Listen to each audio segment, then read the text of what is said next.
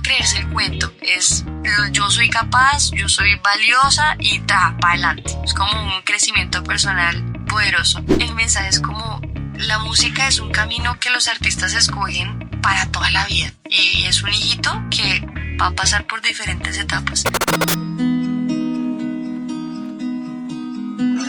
Hola, ¿qué tal? Sean todas y todos bienvenidos a un nuevo episodio de 30 minutos en el backstage. Les recordamos que nos pueden seguir en redes sociales como @30min en el backstage, también las redes sociales de la emisora @Radio Unal. Un saludo a todos nuestros oyentes que se conectan a esta hora aquí en la 98.5 FM en la ciudad de Bogotá y también desde cualquier lugar del mundo a través de radio.unal.edu.co. El día de hoy me acompaña Isabela Rodríguez. Isabela, bienvenida aquí a 30 minutos en el backstage. Hola Julián, muchas gracias. Pues también buenas noches para todos nuestros oyentes y pues muy contenta de formar parte de este espacio esta noche. Bueno, hoy tenemos un artista bastante especial de aquí, de la ciudad de Bogotá, y pues se trata de Ari Villalba, una artista, cantautora colombiana que se distingue por la expresión vocal y la reinterpretación contemporánea de las raíces musicales latinoamericanas, a quien le damos la bienvenida aquí en este espacio de 30 minutos en el backstage. Ari, bienvenida. Hola, ¿cómo están? Muchas gracias Julián y Isa por este espacio tan espectacular en donde vamos a ver precisamente ese backstage del proyecto. Así es. Bueno, muchas gracias Ari por aceptar la invitación. Y aquí en este espacio de 30 minutos en el backstage nos gusta comenzar por los inicios de esta vida, de esta ruta artística de nuestros invitados. Y casi siempre pues nos encontramos con historias a veces algo similares, y es que empiezan desde la niñez. Desde muy niños empiezan estos recuerdos de la música, del arte, y nos gusta empezar por este lado. En el caso de Ari Villalba, ¿cuáles fueron esos primeros recuerdos de la música, del arte? Porque a veces puede que resulten siendo músicos, pero su primer recuerdo fue por el lado del cine, de la actuación, de otro tipo de arte. Pero bueno, en el caso de Ari Villalba, ¿cómo fue esos inicios? Tienes razón, yo creo que la música es un llamado, ¿no? El arte en general.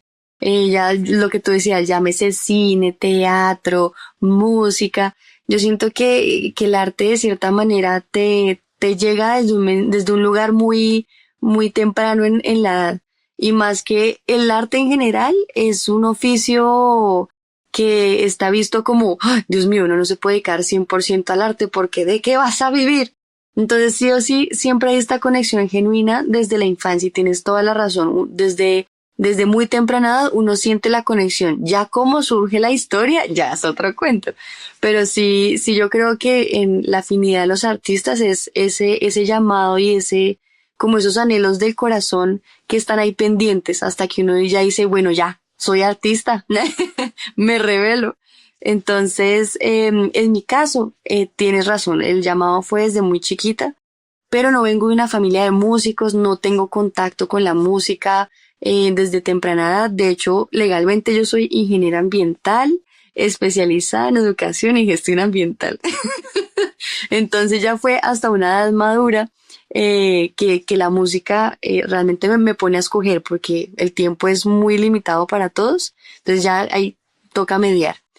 Pero sí recuerdo muy desde niña, yo creo que a mis 5 o 6 añitos, que yo aquí confesando cosas, me acostaba antes de dormir y cantaba El Ángel de mi Guarda. Ese es mi primer recuerdo musical que tengo.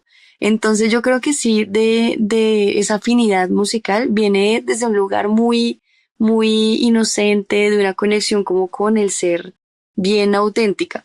Entonces sí tengo una conexión con la música desde pequeña, pero no se maduró la idea de dedicarme a esto de la música, sino hasta hace unos 8 o 10 años que empecé a trabajar en proyectos como en paralelo mientras ejercía mi carrera, y ya, ahora es donde me revelo y decido dedicarme a esto 100% y a compartirles pues el comienzo de este proyecto musical y de mi música. Bueno, Ari, yo quiero preguntarte cómo es que una ingeniera ambiental pasa precisamente a tener esa revelación o esa epifanía y darse cuenta que pues definitivamente la música es lo que te mueve y a lo que quieres dedicarte pues por el resto de tu vida. Total, pues mira que yo siempre ha sido como un paralelismo, entonces yo siempre dije, no, yo puedo hacer las dos cosas y dedicarme a las dos cosas. Y en la ingeniería ambiental, de hecho, yo creo que no sería artista en este momento si no hubiera estudiado mi carrera, porque mientras estudié mi carrera, es que todos mis amigos eran músicos, parte de las bandas como más icónicas en la escena emergente en este momento salieron de ese nicho en donde yo estaba. Entonces, mientras estudiaba la carrera de ingeniería, era corista de proyectos de rock, de rap, digamos que tuve contacto con muchos géneros, música, cantautor, pop, entonces sí tenía como este dualismo. Y después que me graduó, ahí empiezo a trabajar ya profesionalmente con otros artistas, a meterme más en el tema no tanto de corista, sino como arreglista, en una postura un poco más que tiene como más poder de decisión sobre alguna estética de los proyectos. Y ya en este momento yo digo, bueno, ya hice parte de tantos proyectos, de tanto salpicón de géneros, que ya es momento de dedicarme a lo mío y demostrar mi identidad artística. Pero sí, en definitiva, yo de este proceso saco el todo pasa por algo. Entonces, si no hubiera sido ingeniera, no sería, digamos, la artista que soy en este momento. Y sí, es como ese dualismo. Creo que nunca ha habido una transición así seria, como dejo la ingeniería, me dedico a la música, sino todo ha sido fluyente, o sea, todo se ha complementado. Y de igual manera, mi carrera la amo. Yo estoy muy inclinada por no solamente lo ambiental, sino la parte social. Y eso también tiene la música. La música es muy social, es muy de conexión. Entonces, pues, mientras tenga vida de complementar los anhelos de mi corazón en las dos áreas, espectacular. Ari, creo que nos pasamos una parte, un fragmento de tu historia, porque ya pasamos a graduarte y bueno, ¿y en qué momento la niña llegó a ese punto y en qué momento quedó con tantos contactos por el lado musical? Hablemos de eso. Por un lado, quisiera saber un poco cuáles fueron más bien tus referentes musicales desde el inicio. ¿Cuáles fueron esos primeros artistas que te empezaron a llamar la atención? Porque uno llega y dice, wow, este artista me gusta su música, me gusta su estilo, su performance, por el lado de los músicos, me quiero parecer a él, quiero hacer algo similar. Y ahí es donde uno empieza como a coger su camino. Entonces, primero, ¿cuáles eran esos referentes y en qué momento empezaste a codiarte con músicos? Tienes razón, yo pasé de canto el ángel de mi guarda a me gradué. Total. Pues para responder como esas dos preguntas, mis principales referentes, uno, Luis Miguel. O sea, todos creo que hemos escuchado de alguna manera al Sol de México. Total. Es uno de mis referentes, de mis influencias también. Y desde pequeña mi mamá me ponía Luis Miguel. De hecho, Luis Miguel es el amor platónico de mi madre. Entonces, sí o sí, siempre ha estado presente. Y yo creo que no solamente de ahí, pero ha sido una gran influencia porque de ahí viene el bolero en mi vida. Y que este álbum, este primer hijito mío, es un álbum de boleros. Y siempre ese género ha estado como bien representante de mi voz. La voz del bolero es como una voz cálida. No vas a encontrar en un bolero a alguien rasgando así tipo rock, no, hay como estéticas. Entonces yo siempre he sido bien romanticona, muy melancólica y esto se ha representado en el bolero. Entonces sí, desde pequeña esa referencia de no solo Luis Miguel, sino los Panchos, tanto estándares de jazz que me gustaba encontrar. Todo esto me acompañó en una casa en donde, les digo, nadie es músico, entonces lo que hay de música era el vinilo disponible, ya, esa era mi rocola. Pero siempre el bolero fue, mejor dicho, mi punto de referencia sin haberlo buscado. Con él crecí, con él fue mi influencia. Y ya estando en la universidad, pues en el colegio tuve mi par de presentaciones, ¿no? Me acuerdo en los días de familia y uno ahí, ay, mejor dicho, pero sí tuve un par de presentaciones de canto en donde de cierta manera eso me afianzó como, mira, hay alguito que mi ser se está inclinando por la música. Entonces después, ahí sí regreso a la universidad, empiezo a estudiar mi carrera y me empiezo a codear es con los mismos estudiantes de música de la misma universidad. Yo estudié mi pregrado en la Universidad del Bosque en Bogotá. Entonces, mis amigos eran las personas de música y yo salía de la clase de ingeniería y córrale a estar con ellos. y ellos en las entregas de su universidad tenían que grabar voces o, oye, tengo que presentar este proyecto y no tengo quien me cante, ayúdame. Entonces yo, pues claro, yo me le mido a todo y empecé a hacer como la voz de los proyectos, como de las tareas de música que tenían ellos en su facultad. Me generó una inquietud y es frente a la formación. ¿En qué momento, pues realmente, no sé, educaste tu voz? No sé si fue algo completamente empírico. Total, yo he sido empírica, o sea, desde el principio creo que Diosito me puso un talento bello para compartirlo con el mundo y ha sido una tarea difícil uno creérsela también porque el hecho de estudiar ingeniería y decir, bueno, no soy músico de academia, pero mis ideas son buenas, creerse que uno tiene un talento, unas ideas que transmitir, una identidad musical genuina, ha sido un reto para mí y también reconocerme como persona, como decir, listo, soy músico y he sido empírica en mi desarrollo, pero lo mío también tiene un valor increíble. Digamos que ha sido fuerte esa realidad. Entonces sí, he sido empírica. Y tú me haces caer en cuenta que en la universidad yo tuve contacto con las personas que estudiaban música por los espacios de bienestar universitario. Y yo creo que uno subestima mucho esos pequeños, grandes espacios que brindan esas universidades porque ahí es el fogueo. O sea, sin ese fogueo yo no hubiera tenido las habilidades y todo lo que tengo ahora. Entonces sí fue por esas presentaciones de bienestar universitario en la universidad, logré representar a mi universidad en varios festivales e incluso estuve en uno nacional en Barranquilla. O sea, yo sin haberme graduado yo decía, estoy girando. Entonces, claro, son espacios que uno dice, esto para cualquier estudiante el día de mañana es un crecimiento espectacular. Entonces ahí ya empiezo a tener contacto con los amigos de música y estos proyectos casualmente empiezan a coger fuerza, cogen más visibilidad en la escena emergente de Bogotá, después nacional, y se convierten en proyectos súper robustos en los cuales tuve la fortuna de hacer parte y pasé de hacerle las voces a las tareas de mis amigos a ser la corista de proyectos en el voz a voz, ¿no? Como, oye, esta cantante me parece chévere, te la recomiendo. Y así empecé a ser corista de diferentes proyectos y de un salpicón de géneros, pues que me han dado muchas, muchas enseñanzas. Bueno, Ari, yo quiero preguntarte porque me parece muy curioso esta etapa como arreglista que tuviste sin haber tenido una formación musical antes, ¿no? ¿Cómo fue esa aproximación que tuviste precisamente al arreglo que a veces puede que uno piense que se necesita como una formación previa o algo pues para decir, hombre, voy a escribir un arreglo y sentarme a hacer una partitura para estos instrumentos? Total. Sí hay una gran diferencia entre un músico de academia que sepa que el solfeo, la partitura, los acordes, todo esto, y la composición. En definitiva, yo tengo una bendición y yo me siento, me fluyen hacer arreglos de voces. O sea, desde el principio, desde la manera más cavernícola de generar un arreglo vocal, era yo de niña, que uno subestima mucho lo que uno hace en la niñez, que uno dice, ay no, esto era un juego para mí, y eso va marcando, va haciendo como una bolita de nieve en grandes habilidades que uno de grande puede tener. Entonces yo ponía una grabadora, antes era como esta grabadora de las entrevistas, no sé si saben de qué estoy hablando, ahora uno todo lo hace con el celular, pero en esa época era la grabadora de cassette, ¿no?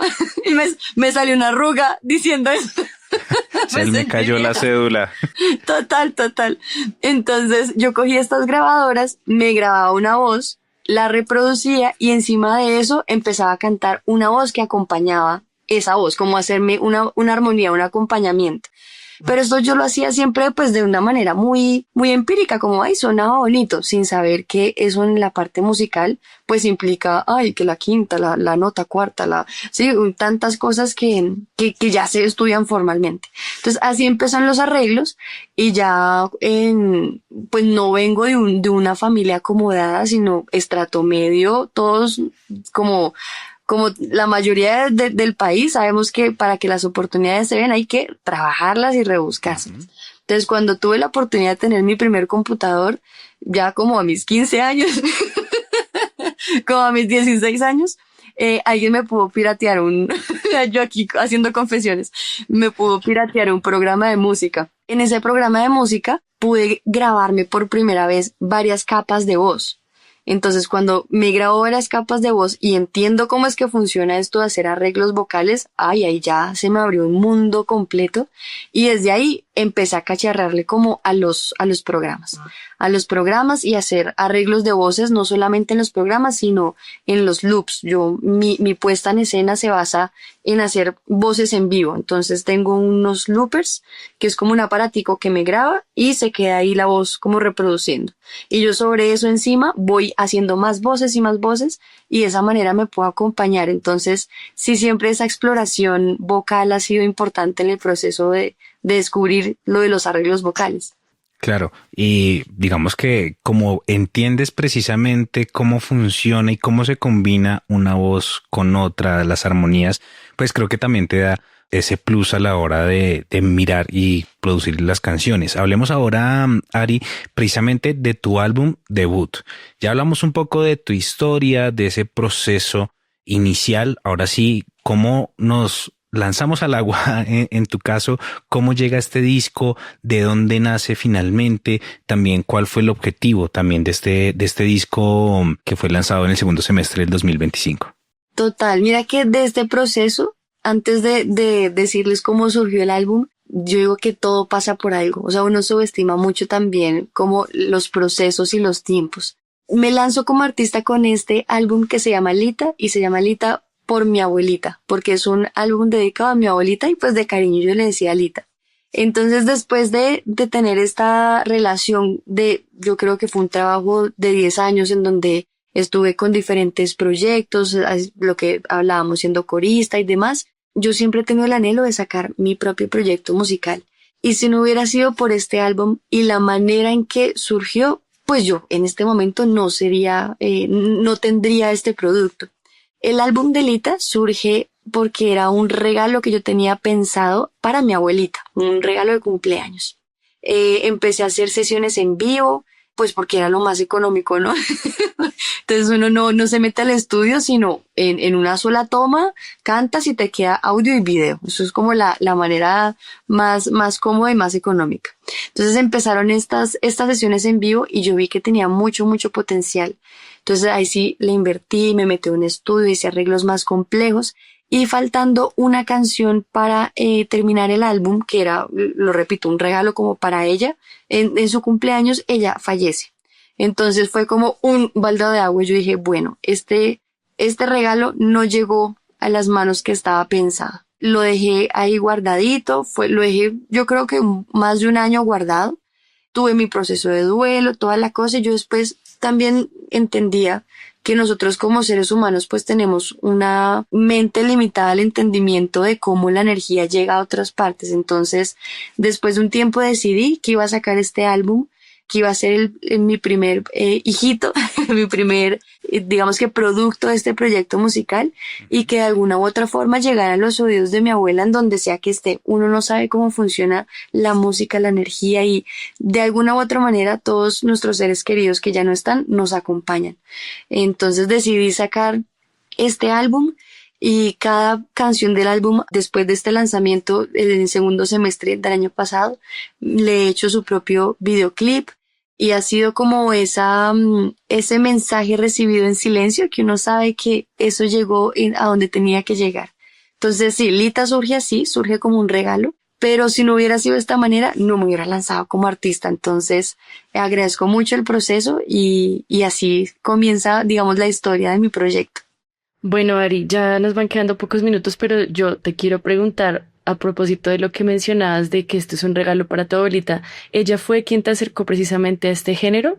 Y sumado a esa pregunta, ¿por qué, digamos, tal vez lanzarse con bolero en una época donde quizás no hay un público que lo valore tanto como si se valoraba antes? Total, yo sé que es como una responsabilidad y un poquito arriesgado de no hacer bolero en estos tiempos de reggaetón, pero también es algo espectacular porque en este proceso de hacer el álbum pude reconocer mi autenticidad y mi identidad musical, que incluso hay unas canciones del álbum como Los Aretes de la Luna, para que después la escuchen, que es como un calipso que se parece mucho como un reggaetón, es como, ay, puse un bolero y lo puse más bailable, lo puse sensualón. Sí sé que es un género, o sea, escogí el bolero por dos cosas. Uno, como era pensado hacia Lalita, sí o sí uno asocia mucho las generaciones de nuestros padres, de nuestros abuelos con el bolero. Y también quería tener como ese puente entre la tradición y la memoria y la parte moderna y las nuevas generaciones. Entonces sí o sí quería reimaginar estos boleros, ponerle mi identidad, utilizar sonidos más robustos, beats más modernos y poder tener un puente del bolero hacia las nuevas generaciones. Y como era hacia mi abuelita, pues quise escoger los boleros que yo sé que a ella le encantaban. Entonces, Lita como álbum es la muestra final que realmente mi voz viene del bolero. O sea, con mis influencias y todo, mi voz siento que es una voz cálida, una voz que conserva mucho esta tradición del bolero y el formato guitarra-voz, pero con Lita puedo tener muchos elementos y sonidos modernos con los cuales puedo ser ese puente entre las nuevas generaciones. Y teniendo en cuenta también que Lita es un álbum que enaltece ese poder femenino, esa fuerza de las abuelas, de las madres y de los abuelos en general, porque ellos son como realmente el centro de las familias. Uno da por sentado muchas veces esos vínculos familiares y hay que un momentico parar todo y darse cuenta que el dinero va y viene, las oportunidades van y vienen, todo va y viene, pero lo importante son nuestros seres queridos y de dónde venimos. Bueno, yo creo que sí, como decía Isabela, pues estamos en una época donde tal vez no se valora mucho, pero me parece muy valioso lo que estás haciendo de no solo de volver a poner sobre la mesa la conversación del bolero como género, sino también acercarlo un poco más a sonoridades más actuales, más modernas o contemporáneas, porque en lo personal me gusta mucho el bolero. Entonces creo que estos proyectos precisamente son bastante valiosos. Hablemos rápidamente de 2, 3 desafíos o aprendizajes que te ha dejado esta trayectoria que tienes hasta el momento. De dos o tres. Ha sido tanto camello que uno dice, Dios mío, soy tu mejor guerrera. Pero a grandes aprendizajes, el primero está que nuestra generación tiene la fortuna y el reto de manejar el Internet de manera sabia. Mi primer aprendizaje es que todo ya lo tenemos, o sea, tenemos el alcance de la información mucho más fácil que lo tenían nuestras anteriores generaciones. Entonces, lo que uno se proponga, lo puede hacer. Entonces, el primer aprendizaje es, si yo quiero hacer algo, si quiero aprender a utilizar un programa, si quiero aprender a producir, si quiero aprender a cantar, lo que uno quiera, ya hay tutoriales en YouTube, ya hay 1000 personas que han pasado por lo mismo, entonces las herramientas, si uno las sabe utilizar sabiamente, llevan a grandes cosas. Entonces sí, mi primer aprendizaje no es la flecha, sino el indio, para resumirlo. Sí, es buscar bien la información, es saber lo que uno quiere y dirigirse a eso. Mi segundo aprendizaje, como lo decíamos ahorita, es uno creerse el cuento. La sociedad y nuestros vínculos también como que nos tienen mensajes subliminales y una vez dice, no puedo opinar sobre esto porque no sé, porque no soy tan talentosa o por algo. Y es uno creerse el cuento. Es yo soy capaz, yo soy valiosa y para adelante. Es como un crecimiento personal poderoso. Y el tercero, yo creo que es luchar. Uno es su peor enemigo también, ¿no? Como es su mejor fan, uno es su peor enemigo. Su peor juez. Total, y sabes, es no darse por vencidas a esas vocecitas que dicen, no vale la pena, no trabajes en eso, o ríndete, o eso está el drama, ¿no? Entonces sí, el mensaje es como, la música es un camino que los artistas escogen para toda la vida y es un hijito que va a pasar por diferentes etapas. Entonces sí, mi último mensaje aquí con la arruga de viejita es no te rindas. Sí, es en definitiva no dejar que las circunstancias como inmediatas apaguen esos anhelos del corazón que son de toda la vida. Bueno, ahí están esos consejos tan hermosos que nos da Ari Villalba. Muchísimas gracias por este espacio, Ari. Yo, la verdad que me quedo también con una reflexión muy grande y espero que los oyentes de igual forma, porque a veces como artista es difícil atreverse a precisamente intentar vivir del arte. Bueno, por favor, coméntanos entonces tus redes. Te dejamos obviamente el micrófono abierto para que nos comentes dónde podemos escuchar este lanzamiento, cómo la gente puede también conocer más de tu proyecto y pues estar pendiente para futuros lanzamientos. Total, me encantaría que las personas que están escuchando tengan la curiosidad de decir, oye, esta chica que está hablando, ¿qué onda? Y se metan a mis redes sociales, busquen mi música y que de alguna u otra forma sea una manera de llegar a ustedes, que esa es la idea, no hay, o sea, si la música no se escucha, es como que pierde su propósito. Entonces, en redes sociales me pueden encontrar como ari.villalba, así estoy en Instagram y en TikTok, ari.villalba. En YouTube pueden encontrar las canciones, los videoclips que he hecho con tanto amor para ustedes, como Ari Villalba también. Y el álbum se llama Lita de Ari Villalba. Lo pueden encontrar en su plataforma, Dios mío, favorita, plataforma de confianza.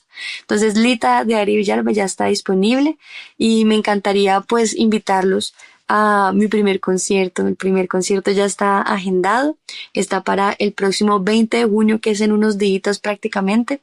20 de junio a las 8 de la noche.